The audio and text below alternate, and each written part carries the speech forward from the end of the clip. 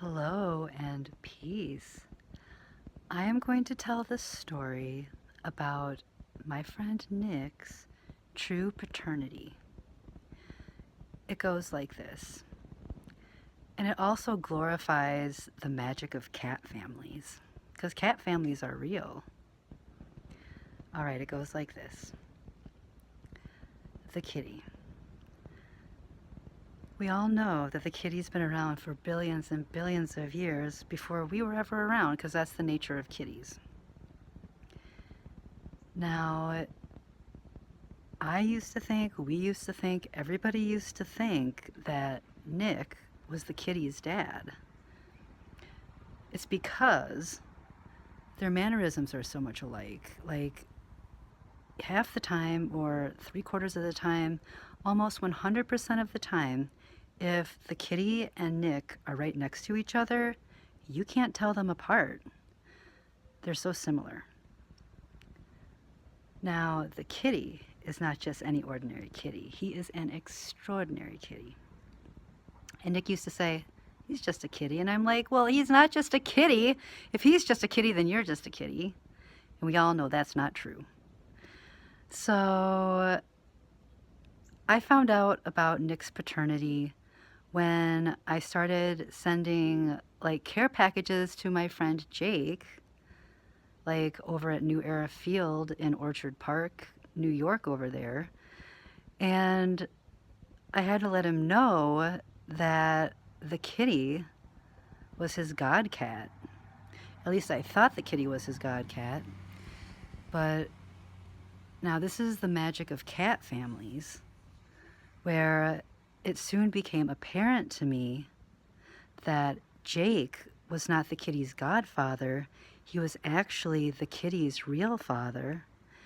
And when it comes to Nick and the kitty, I just thought that Nick was the kitty's father because he was so tall, but in all actuality, the kitty is Nick's real father. Now, Nick has a biological father, and there's similarities between them, but when it comes down to who his real father is,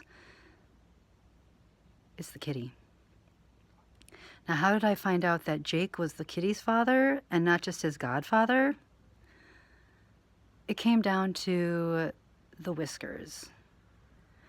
Now, this kitty, if you ever see a picture of the kitty, he's very long in the whiskers. And now this is where, you point my little finger at you. I don't want to point my little finger at you. Now, this is where I'm going to go like this. He's very long in the whisker, this kitty. And Jake happens to be very long in the whisker as well. So when I put two and two together and realized that based on the whiskers alone, there's no denying that Jake is the kitty's father. Now, when it comes to whiskers and the power of whiskers, we all know rat.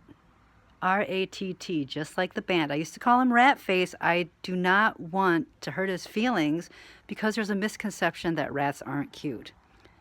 In this instance, the rat, I'm going to call him the Rat, R-A-T-T. His name is Ben Skoranek. He plays for the Texans now. He is a wide receiver as well, just like Jake's a wide receiver. I'm not sure where Jake is.